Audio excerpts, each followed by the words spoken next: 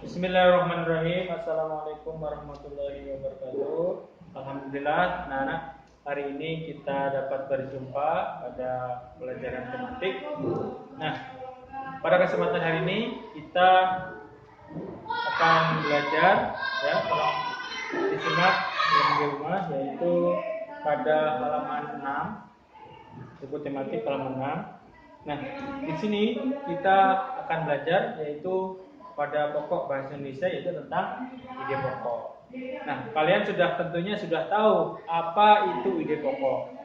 Ya, ide pokok itu adalah gagasan utama pada sebuah paragraf.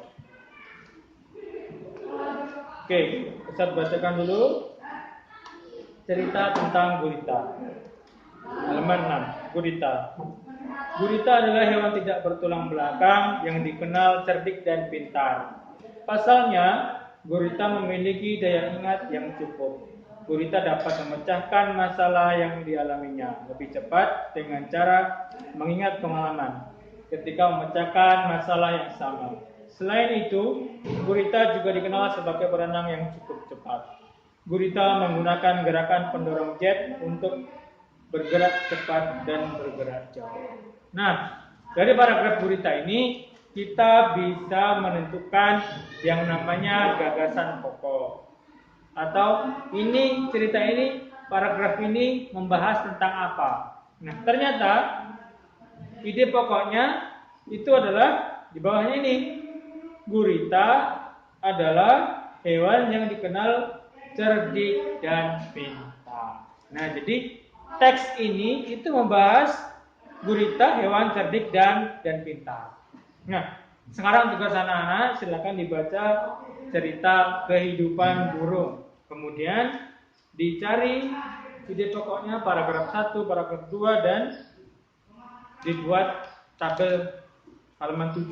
Kemudian diisi ide pokok dari masing-masing paragraf. Seperti itu ya, anak.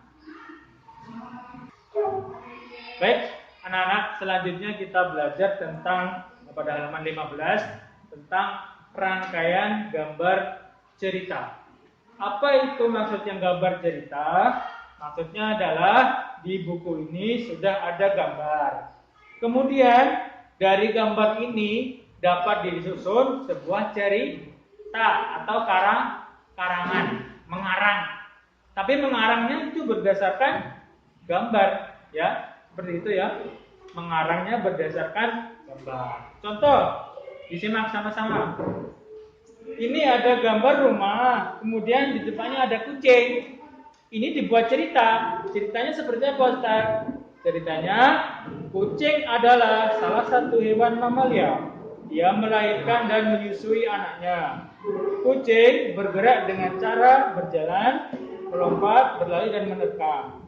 Hewan ini sering pula menjadi peliharaan di rumah karena jinak dan mudah memeliharanya. Nah, jadi dari gambar ini kita bisa membuat sebuah cerita.